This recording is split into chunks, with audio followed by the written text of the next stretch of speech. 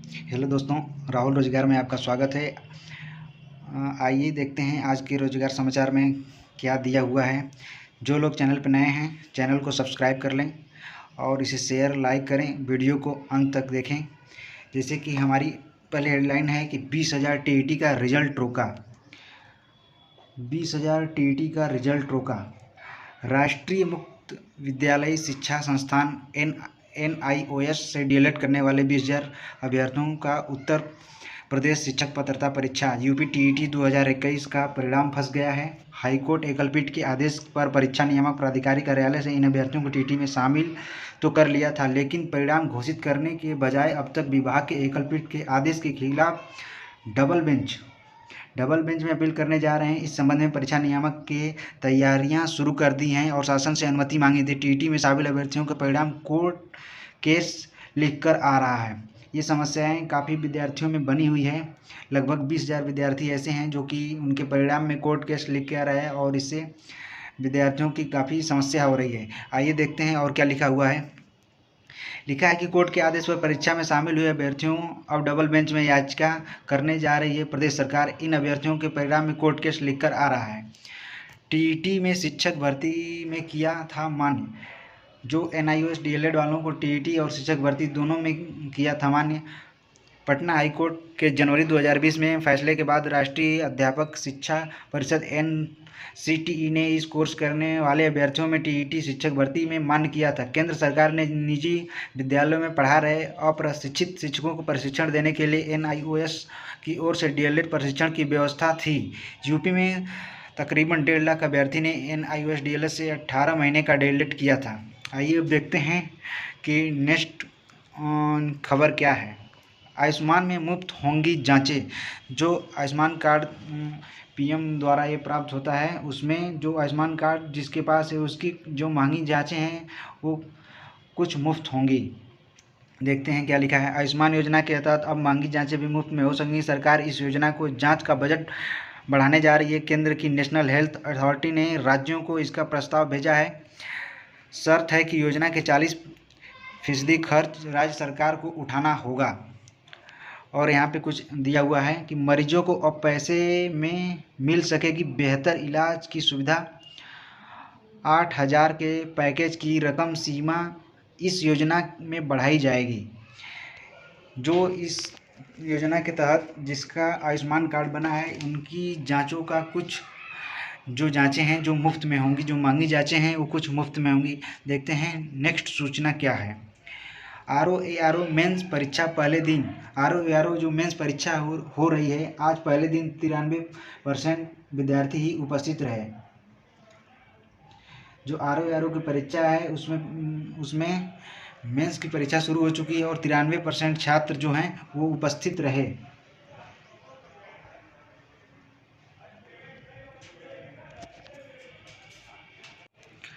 समीक्षा अधिकारी सहायक समीक्षा अधिकारी ARO 2021 की मुख्य परीक्षा रविवार को 3 शहरों में शुरू हो गई है। 354 पदों की भर्ती के लिए प्रयागराज, लखनऊ एवं गाजियाबाद के 9 केंद्रों पे 26 अप्रैल तक चलने वाली परीक्षा के पहले दिन 3931 अभ्यर्थी शामिल हैं, जिससे कि 3941 अभ्यर्थी में से 3679 अभ्यर्थी यानी कि 93.35% विद्यार्थी शामिल हुए। सुबह 9:30 बजे से 11:30 बजे तक ये परीक्षाएं 2 पालियों में ये संपन्न हुई। एक न्यूज और है कि एक परीक्षक एक दिन में 50 कापियां ही जांच सकेंगे। जो यूपी बोर्ड की कापियां जांची रही, पहले ऐसा होता था कि परीक्षक जितनी कापियां जांच सके, लेकिन अब ऐसा नहीं है। इस साल से ये नियम बदल गया है। एक परीक्षक सिर्फ 50 कापियां ही जांच सकता है। इस तरह से उस परीक्षक पे ज़्यादा लोड भी नहीं आएगा और मूल्यांकन करने में सुविधा भी होगी।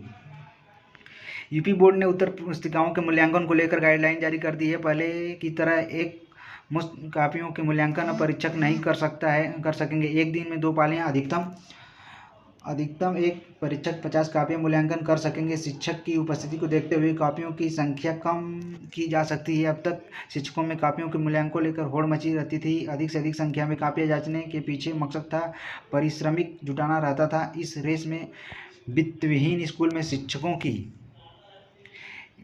शिक्षकों की शिक्षकों की भीड़ भरी रहती थी। इसके अलावा सहायता प्राप्त स्कूलों के शिक्षक भी मूल्यांकन को लेकर संजीदा रहते थे। मौजूद समय हाई स्कूल की कापियाँ बदलते 11 रुपये और इंटर के लिए 13 रुपये दिए जाने की व्यवस्था थी।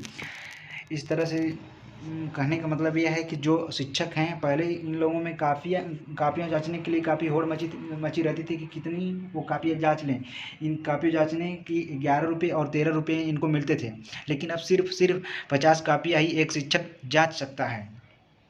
आइए नेक्स्ट खबर पे चलते हैं। सब्जियों के साथ खाद्य तेलों की कीमतों में हुई तेज़ी। सब्जियों के साथ खाद्य तेल की कीमतों में हुई तेज़ी।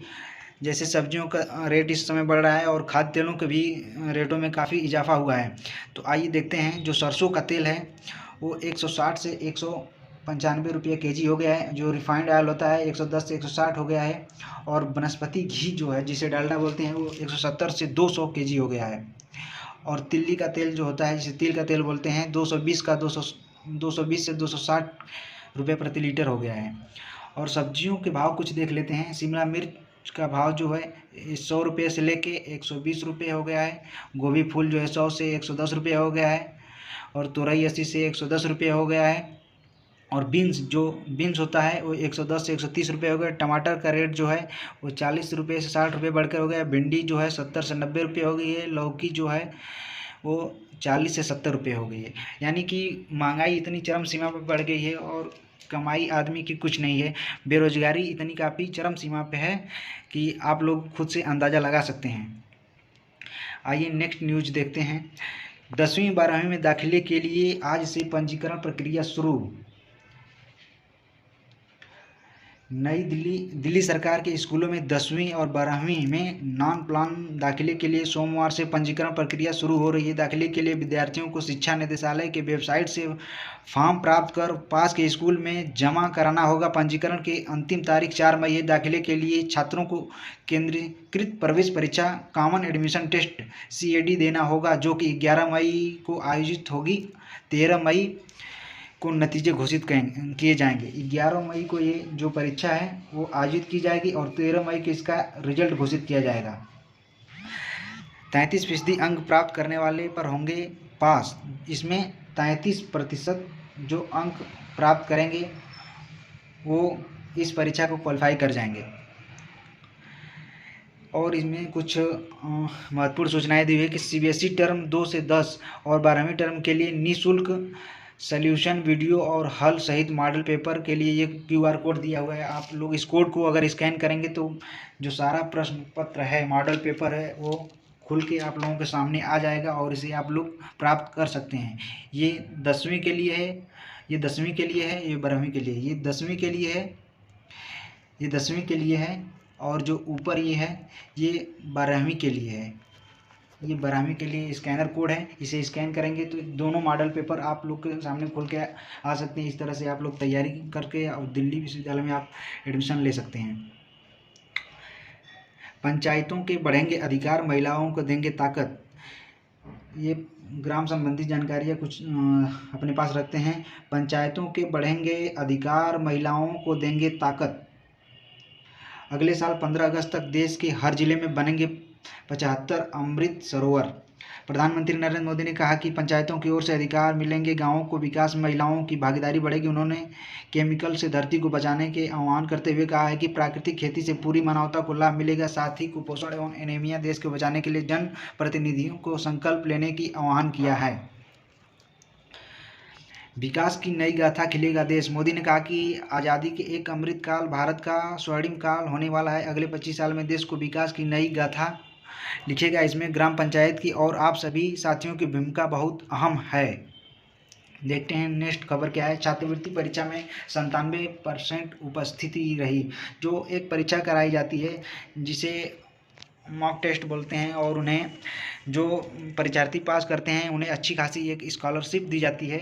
उसके बारे में देख लेते हैं। राष्ट्रीय आय एवं योग्यता आधारित छात्रवृत्ति परीक्षा 2022-23 में 95% विद्यार्थी ने उपस्थिति दर्ज कराई। यह परीक्षा रविवार को प्रदेश के 114 केंद्रों में सुबह 8 बजे से आयोजित की गई। परीक्षा का परिणाम 15 मई के बाद घोषित किया जाएगा। इसका परिणाम जो है 15 मई के बाद घोषित किया जाएगा। परीक्षा नियामक प्राधिकारी कार्यालय की ओर से आयोजित इस परीक्षा के लिए प्रदेश भर में राजकीय सहायता प्राप्त और स्थानीय निकाय स्कूलों में कक्षा 8 से 38,840 विद्यार्थी पंजीकृत थे। प्रयागराज में 6 परीक्षा 2 केंद्रों राजकीय इंटर कॉलेज एवं राजकीय बालिका इंटर कॉलेज में आयोजित की गई। 885 छात्र छात्राएं पंजीकृत थे। देखते हैं अगली खबर क्या है। आरओ घुमाकर पूछे सवाल, चकराए अभ्यर्थी। जो आरओ की मेंस परीक्षा चल रही है उसमें जो है अभ्यर्थी 93% शामिल हुए और कुछ प्रश्न हैं जो कि इसमें पूछे गए हैं। आइए उनको देख लेते हैं। जो सवाल है, वर्ष 2020 का प्रथम बुधवार था। वर्ष 2020 का प्रथम दिन बुधवार था, तो वर्ष 2021 का अंतिम दिन क्या था? विकल्प में था बृहस्पतिवार, शुक्रवार और शनिवार, रविवार। सवाल नंबर दूसरा था कि जनवरी 2022 से 1 जनवरी 2027 के बीच कितनी बार 29 तारीखें पड़ेंगी? ये क्वेश्चन है। और अगला जो था विकल्प है इसमें 55, 65, 56 और उपयुक्त में से कोई नहीं। अगला सवाल है, एमटेट, एसटेट और टेट को क्रमशः 52, 76 और 80 में कूट दिया जाता है और पेट का कूट निकालना। ये रीजनिंग के कुछ सवाल हैं। ये रीजनिंग का सवाल है। यूपी में 1 लाख किसानों को सोलर पंप दिए जाएंगे। बहुत अच्छी खबर है, इसे देखते हैं। प्रदेश की सरकार बिजली की खपत और खेती में लागत कम करने के लिए 200 करोड़ की लागत से आगामी 5 वर्षों में किसानों को 1 लाख सोलर पंप उपलब्ध कराएगी। इस लक्ष्य को पूरा करने के लिए कृषि विभाग को जिम्मेदारी सौंपी गई है। योगी सरकार किसानों को पीएम कुसुम योजना से सोलर पंप उपलब्ध कराएगी। सोलर पंप मिलने से किसानों को बड़ा फायदा मिलेगा। सोलर पंप लगाने से किसानों का डीजल बचेगा और उनकी आय में बढ़ोतरी होगी। खेतीबाड़ी की लागत में कमी आएगी और साथ में बिजली की खपत कम हो जाएगी। सोलर पंप लगा जाने से सिंचाई के अतिरिक्त सौर ऊर्जा आधारित थ्रेसिंग और चारा कटाई आदि में भी किसानों को काफ़ी आसानी होगी। सरकार ने इन सोलर पंपों के स्थान पर के साथ 60% अनुदान और पूर्व की तरह 15% टॉप पर अनुदान देने का भी फैसला किया है। इस तरह से बहुत अच्छी ये पहल है राज्य सरकार की।